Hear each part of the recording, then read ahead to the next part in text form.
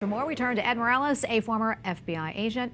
Ed, great to have you back on the show. We appreciate it. I know you watched the hearing today, which got rather fiery at times. Your take on it and what stood out the most to you?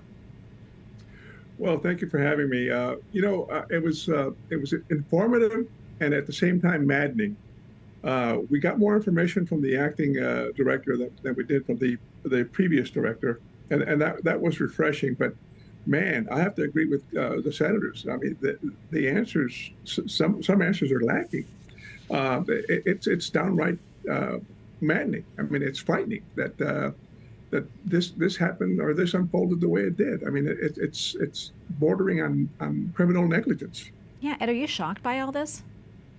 I was extremely shocked. I worked with the service back in 1980 during the Reagan inauguration, and again in '84, and then during the Reagan assassination attempt in '81. And I mean, we had great relationships with the service at the time. Everything was geared towards one mission: protect the president, vice president, their families, and other high-level dignitaries. And we had a great working relationship with them back then. But I mean, I on the surface, it looks like they have a good relationship nowadays. But boy, I got to tell you, I was just appalled at the lack of response or the lack of preparation on behalf of the service. Yeah, and we heard that soundbite in Eric's package from Lindsey Graham asking about the firings, and the acting head of the Secret Service says to his knowledge, no one has been fired in the 17 days since the assassination attempt. Some senators there visibly surprised. Did that surprise you? And also, do you know what is the typical protocol in a situation like this? Well, see, I'm not as surprised as the senators because in reality, it takes a lot to fire a government employee. I mean, you have to go through the necessary steps, the correct process. You just can't. If I worked for a private corporation, the CEO can come in and tell me, "Hey, Ed, you're fired.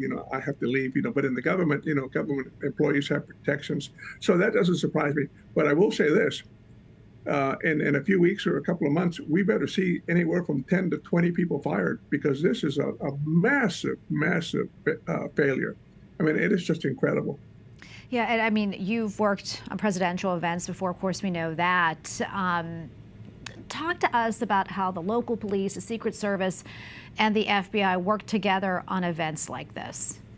Well, see, I was spoiled. I worked in Washington, D.C., which is, that's the center of gravity when it comes to the White House, the Secret Service, FBI headquarters. And at the time, the Washington PD, Metro PD, everything was geared towards the White House. The center of gravity was the White House and the Congress, security. So everybody in D.C. was schooled. Everybody knew what the protocol was, but when you get out, away from Washington, larger cities like New York, LA, they're slightly different. But when you get out into the hinterland, out in Pennsylvania or Ohio, wherever, you have got to have coordination and communication. That is a key. And if coordination fails or communication fails, you're setting yourself up for failure.